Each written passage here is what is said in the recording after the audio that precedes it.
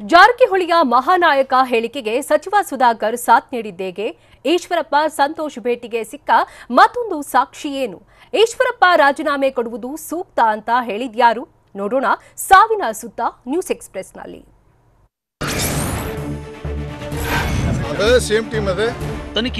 ತನಿಖೆ ಆದ್ರೆ ಸತ್ಯಾಸತ್ಯತೆ ಹೊರಬರುತ್ತೆ. ಷಡ್ಯಂತ್ರದ ಹಿಂದೆ ಯಾರ್ಯಾರು ಇದ್ದಾರೆ ತಿಳಿಯುತ್ತೆ ಅಂತ ರಮೇಶ್ ಜಾರಕಿಹೊಳಿಯ ಮಹಾನಾಯಕ ಹೇಳಿಕೆಗೆ ಸಚಿವ ಸುಧಾಕರ್ ಸಾಥ್ ನೀಡಿದ್ದಾರೆ. ಒಟ್ಟಾರೆಯಾಗಿ ಇದೊಂದು ರಾಜಕೀಯ ಷಡ್ಯಂತ್ರ. ಗಾಜಿನ ಮನೆಯಲ್ಲಿ ಕುಳಿತು ಕಲ್ಲು ಹೊಡಿತಾ ಇದ್ದಾರೆ. ಪ್ರಕರಣದ ತನಿಖೆ ನಡೆಯಲಿ, ಎಲ್ಲರೂ ಆಚೆ ಬರ್ತಾರೆ. ರಾಜ್ಯದ ಗೌರವವನ್ನ ಕಾಂಗ್ರೆಸ್ನವರು ಹಾಳು ಮಾಡ್ತಾ ಇದ್ದಾರೆ ಅಂತ ಚಿಕ್ಕಬಳ್ಳಾಪುರದಲ್ಲಿ ಸಚಿವ ಡಾಕ್ಟರ್ ಕೆ ಸುಧಾಕರ್ ಹೇಳಿದ್ದಾರೆ. ಮೇಲ್ನೋಟಕ್ಕೆ ನಮಗೆ ಗೊತ್ತಾಗ್ತಾ ಇದೆ. ಈಶ್ವರಪ್ಪ ಸಂತೋಷ್ ಭೇಟಿಗೆ ಮತ್ತೊಂದು ಸಾಕ್ಷಿ ಸಿಕ್ಕಿದ್ದು, ಈಶ್ವರಪ್ಪರನ್ನ ಸಂತೋಷ್ ಭೇಟಿಯಾಗಿದ್ದು ನಿಜ. ಆದ್ರೆ ಸಂತೋಷ್ ಯಾರು ಅಂತ ಗೊತ್ತಿಲ್ಲ ಅಂತ ಬೈಲಹೊಂಗಲದ ಆರಾದಿ ಮಠದ ಮಹಾಂತೇಶ ಶಾಸ್ತ್ರಿ ಸ್ಫೋಟಕ ಹೇಳಿಕೆ ನೀಡಿದ್ದಾರೆ. ಈಶ್ವರಪ್ಪರನ್ನ ಜಾತ್ರೆಗೆ ಆಹ್ವಾನಿಸೋದಕ್ಕೆ ಹೋಗಿದ್ದೆ. ಈ ವೇಳೆ ಸಂತೋಷ್, ನೀವು ಬೈಲಹೊಂಗಲದ ಸ್ವಾಮಿ ಅಲ್ವಾ ಅಂತ ಕೇಳಿದ್ರು.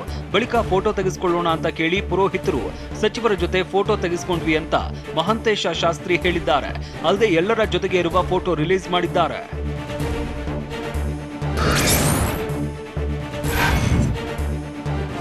ಸಂತೋಷ್ ಸಾವಿಗೆ ಬಿಜೆಪಿ ಬೇನಾಮಿ ತಿರುವು ಕೊಟ್ಟಿದೆ. ಡಿಕೆ ಶಿವಕುಮಾರ್ ಶಾಸಕಿ ಲಕ್ಷ್ಮೀ ಹೆಬ್ಬಾಳ್ಕರ್ ವಿರುದ್ಧ ಬಿಜೆಪಿ ಪರೋಕ್ಷ ಆರೋಪ ಮಾಡಿದೆ. ಇದು ಬೇನಾಮಿ ಅಧ್ಯಕ್ಷೆ ಮಹಾನಾಯಕನ ಕೈವಾಡವೇ ಅಂತ ಬಿಜೆಪಿ ಪ್ರಶ್ನೆ ಮಾಡಿದೆ. ಅಘೋಷಿತ ಕೆಪಿಸಿಸಿ ಅಧ್ಯಕ್ಷೆ ಕ್ಷೇತ್ರದ ಬೇನಾಮಿ ಕಾಮಗಾರಿಗೆ ಮಾಜಿ ಕಾರ್ಯಕರ್ತ ಬಲಿಯಾದ್ರ ಅಂತ ಟ್ವೀಟ್ ಮಾಡಿ ಅನುಮಾನ ವ್ಯಕ್ತಪಡಿಸಿದ್ದು, ಸಂತೋಷ್ ಸುದ್ದಿಗೋಷ್ಠಿ ನಂತರ ಕಾಂಗ್ರೆಸ್ ಸುದ್ದಿಗೋಷ್ಠಿ ಮಾಡಿದ್ದು ಕಾಕತಾಳೀಯವಾಗಲು ಹೇಗೆ ಸಾಧ್ಯ ಅಂತ ಪ್ರಶ್ನೆ ಮಾಡಿದೆ. ರಾಜೀನಾಮೆ ಕೊಡ್ತಕ್ಕಂಥ ಸಂತೋಷ್ ಸಾವಿನ ಹಿಂದೆ ಹಲವು ಸಂಶಯಗಳು ಇದೆ ಅಂತ ಮಾಜಿ ಸಿಎಂ ಎಚ್.ಡಿ. ಕುಮಾರಸ್ವಾಮಿ ಅನುಮಾನ ವ್ಯಕ್ತಪಡಿಸಿದ್ದಾರೆ. ಸತ್ಯಾಂಶ ಹೊರತರುವುದು ಸರ್ಕಾರದ ಜವಾಬ್ದಾರಿ. ಆದ್ರೆ ವರ್ಕ್ ಆರ್ಡರ್ ಇಲ್ಲದೆ 4 ಕೋಟಿ ರೂಪಾಯಿಯ ಕೆಲಸ ಹೇಗೆ ಮಾಡ್ದ? ಕೆಲಸ ಮಾಡಲು ಯಾರು ಅನುಮತಿ ನೀಡಿದ್ರು? ಇದರ ಬಗ್ಗೆ ಸಮಗ್ರ ತನಿಖೆ ಆಗಬೇಕು. ಸಚಿವ ಈಶ್ವರಪ್ಪ ರಾಜೀನಾಮೆ ಕೊಡುವುದು ಸೂಕ್ತ ಅಂತ ರಾಮನಗರ ಜಿಲ್ಲೆ ಚನ್ನಪಟ್ಟಣದಲ್ಲಿ ಎಚ್ಡಿಕೆ ಆಗ್ರಹಿಸಿದ್ದಾರೆ. ಹೊರಗೆ ತರ್ತಕ್ಕಂಥ ಸರ್ಕಾರ ಜವಾಬ್ದಾರಿ. ಸಂತೋಷ್ ಆತ್ಮಹತ್ಯೆ ಪ್ರಕರಣದಲ್ಲಿ ಸಾಕಷ್ಟು ಅನುಮಾನ ಇದೆ ಅಂತ ಮಾಜಿ ಸಿಎಂ ಎಚ್.ಡಿ. ಕುಮಾರಸ್ವಾಮಿ ಹೇಳಿದ್ದಾರೆ. ರಾಮನಗರದಲ್ಲಿ ಮಾತನಾಡಿದ ಎಚ್ಡಿಕೆ, ಉಡುಪಿಗೆ ಸಂತೋಷ್ ಜೊತೆ ಇಬ್ಬರು ಸ್ನೇಹಿತರು ಹೋಗಿದ್ದಾರೆ. ಗೆಳೆಯರು ಒಂದು ರೂಮ್ನಲ್ಲಿ ಸಂತೋಷ್ನನ್ನ ಬಿಟ್ಟು ಮತ್ತೊಂದು ರೂಮ್ಗೆ ಯಾಕೆ ಅಂತ ಎಚ್ಡಿಕೆ ಪ್ರಶ್ನಿಸಿದ್ದಾರೆ. ಸತ್ಯಾಂಶವನ್ನ ಜನತೆ ಮುಂದಿಡುವುದಕ್ಕೆ ಸರ್ಕಾರ ತನಿಖೆ ನಡೆಸಬೇಕು ಅಂತ ಮಾಜಿ ಸಿಎಂ ಎಚ್ಡಿಕೆ ಒತ್ತಾಯಿಸಿದ್ದಾರೆ. ಸಮಗ್ರವಾದ ತನಿಖೆ ಆಗಬೇಕು ಅನ್ನೋದು ನನ್ನ ಅಭಿಪ್ರಾಯ. ಸಂತೋಷ್ ಡೆತ್ ನೋಟ್ನಲ್ಲಿ ಈಶ್ವರಪ್ಪರ ಹೆಸರಿದೆ. ಹೀಗಾಗಿ ಈಶ್ವರಪ್ಪ ರಾಜೀನಾಮೆ ನೀಡಬೇಕು ಅಂತ ಜೆಡಿಎಸ್ ಶಾಸಕ ಶಿವಲಿಂಗೇಗೌಡ ಆಗ್ರಹಿಸಿದ್ದಾರೆ. ತನಿಖೆ ಬಳಿಕ ತಪ್ಪಿತಸ್ಥರಲ್ಲ ಎಂದಾದ್ರೆ ಮತ್ತೆ ಮಂತ್ರಿ ಮಾಡಿ. ಡೆತ್ ನೋಟ್ನಲ್ಲಿ ಹೆಸರಿದ್ರೆ ಎಲ್ಲರೂ ರಾಜೀನಾಮೆ ಕೊಟ್ಟಿದ್ದಾರೆ.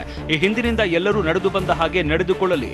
ನೈತಿಕತೆ ಆಧಾರದ ಮೇಲೆ ಈಶ್ವರಪ್ಪ ರಾಜೀನಾಮೆ ಕೊಡಬೇಕು.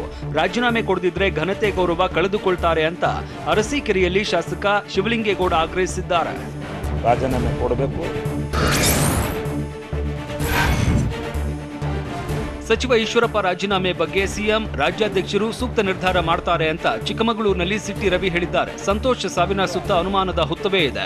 ಸಂತೋಷ್ ಬಿಜೆಪಿ ಕಾರ್ಯಕರ್ತ ಅಂತ ಹೇಳ್ತಾರೆ. ಮತ್ತೊಂದು ಕಡೆ ರಾಹುಲ್ ಗಾಂಧಿ ಹೆಸರು ನಕಲು ಮಾಡಿ ಕಾಂಗ್ರೆಸ್ನಿಂದ ಜಿಲ್ಲಾ ಪಂಚಾಯಿತಿ ಟಿಕೆಟ್ ಪಡೆಯುವುದಕ್ಕೆ ಯತ್ನಿಸಿದ್ದಾರೆ ಎಂಬ ಮಾಹಿತಿ ಇದೆ.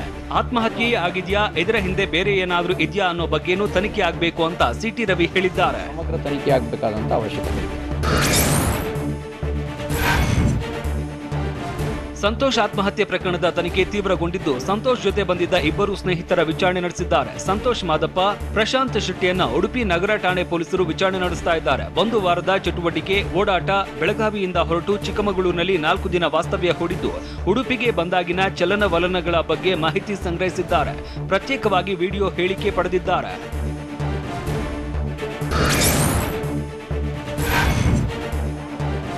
ಬಿಜೆಪಿಯವರಿಗೆ ಅವರದ್ದೇ ಕಾರ್ಯಕರ್ತರನ್ನ ರಕ್ಷಿಸುವುದಕ್ಕೆ ಆಗ್ತಾ ಇಲ್ಲ ಅಂತ ಮಂಗಳೂರಿನಲ್ಲಿ ವಿಪಕ್ಷ ಉಪನಾಯಕ ಯುಟಿ ಖಾದರ್ ಹೇಳಿದ್ದಾರೆ. ಸಚಿವರ ಮೇಲೆ ಎಫ್ಐಆರ್ ಆದಾಗ ನಿಷ್ಪಕ್ಷಪಾತ ತನಿಖೆ ಆಗಬೇಕು. ಸ್ವತಂತ್ರ ತನಿಖೆಗೆ ಸಚಿವರು ರಾಜೀನಾಮೆ ಕೊಟ್ಟ ಇತಿಹಾಸ ಇದೆ. ಆದರೆ ಸಚಿವ ಕೆಸಿ ಈಶ್ವರಪ್ಪ ರಾಜೀನಾಮೆ ಕೊಡ್ತಾ ಇಲ್ಲ. ದೇಶದಲ್ಲಿ ಇದು ಬಿಜೆಪಿ ಮುಖವಾಡ ಬಯಲು ಮಾಡಿದೆ. ಇದೊಂದು ಕೆಟ್ಟ ಸಂಪ್ರದಾಯಕ್ಕೆ ಬಿಜೆಪಿ ಇವತ್ತು ನಾಂದಿ ಹಾಡಿದೆ ಅಂತ ಖಾದರ್ ಹೇಳಿದ್ದಾರೆ. ಇದೊಂದು ಕೆಟ್ಟ ಸಂಪ್ರದಾಯ.